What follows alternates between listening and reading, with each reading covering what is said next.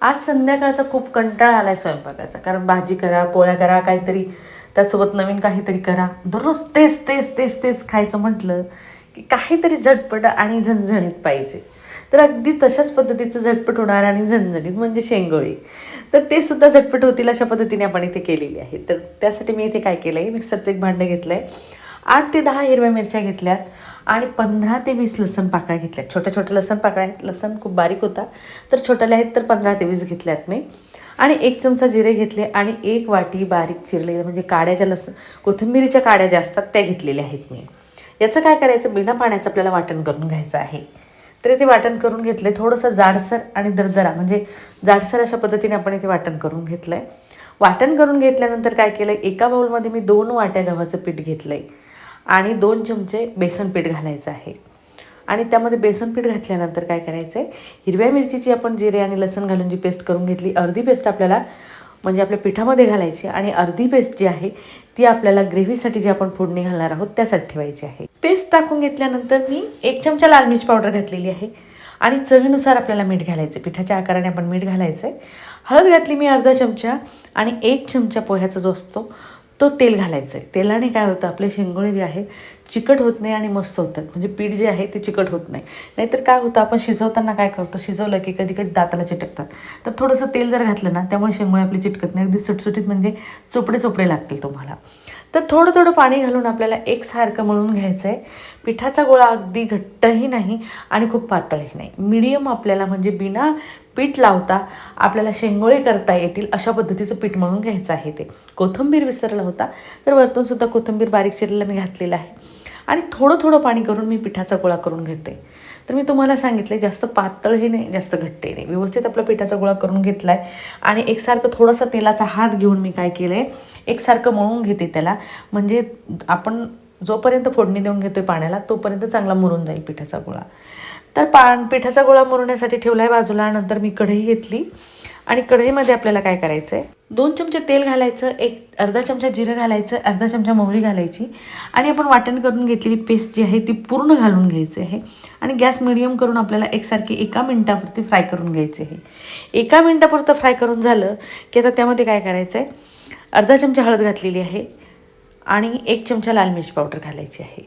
तर तुम्हाला स्पायसी कमी हवं म्हणजे कमी तिखट हवं असेल तर तुम्ही नाही घातलं लाल मिरच पावडर तरीही चालेल, आणि तुम्हाला थोडं झणझणीत हवं असेल तर थोडंसं तिखट घातलं तरीही चालेल. तर इथे 1 ग्लास पाणी घालून घेतले, परत 1 ग्लास घालायचे, असं आपल्याला 3 ग्लास पाणी घालायचं आहे. तर कारण आपलं 2 वाट्याचे शेंगोळे आहेत त्यासाठी मी 3 ग्लास पाणी घालते आणि चवीनुसार आपण इथे मीठ घालून घेतलं आहे आणि मिक्स करून घ्यायचं आहे पाण्याला. उकळी येईपर्यंत आपण पिठाचा गोळा जो मळून ठेवला आहे त्याचं काय करायचं, छोटाले गोळे करून घ्यायचे आहेत. तर पीठ अगदी स्मूथ झालं आहे आणि नरमसुद्धा, म्हणजे हाताला चिटकणार नाही अशा पद्धतीचं झालेलं आहे. तर छोटासा आपला 1 लिंबा इतका मी पिठाचा गोळा घेतला आहे आणि वाटीमध्ये आपल्याला काय करायचं, थोडंसं तोडून मोडून ठेवायचं, म्हणजे तोडायचं पीठ आणि पाण्यात आपल्याला मिक्स करून भिजत ठेवायचं आहे. जोपर्यंत आपले शेंगोळे होत नाही तोपर्यंत त्याला भिजू द्यायचं आहे. तर ही वाटी आपल्याला बाजूला ठेवायची आणि मी छोटासा लिंबा इतका बॉल घेते, म्हणजे छोटाले बॉल करून घ्यायचे, म्हणजे तुम्हाला शेंगोळे करायला अगदी सोपे जातील. थोडासा तेलाचा हात घ्यायचा आणि आपल्याला गोल आपल्याला गोळे करून घ्यायचे. तर इथे पूर्ण मी गोळे करून घेतले. ते काय करायचे, गोळे आपल्याला पूर्ण एका बाउलमध्ये काढून घ्यायचे आहे, म्हणजे आपल्याला शेंगोळे लाटून घेण्यासाठी सोपे जातील. हे जर करून ठेवलं ना तुम्ही, तुम्हाला शेंगोळे करायला वेळही लागत नाही आणि पटकन तुमचे शेंगोळे होतील. तर इथे आपण एक गोळा घेतला आहे, पिठाचा जो गोळा आहे तो घेतला आहे. त्याला काय करायचं, लांबट आकारात लांब करून घ्यायचं, चांगलं लांब दोरी केल्यासारखं. तर आता मी थोडंसं तेलाचा हात घेतला आहे आणि लांब दोरी जशी करतोय आपण तशा पद्धतीचे आपण इथे करून घेतलं आहे. तर ते करताना काय करायचं, एकसारखं करायचं. त्यासाठी काय करायचं, व्यवस्थित आपल्याला म्हणजे आपलं जे पिठाचा गोळ्याची दोरी जी आपण करून घेतोय तर ती अगदी व्यवस्थित झाली पाहिजे. तर मी व्यवस्थित करून घेतली आणि चाकूच्या साह्याने काय करायचं, आपल्याला शेंगोळीच्या आकाराने जे गोल आकारात जेवढाले लागतील, म्हणजे जे मोठाले लागतील किंवा छोटाले लागतील त्या आकाराने आपल्याला काप करून घ्यायचे आहेत.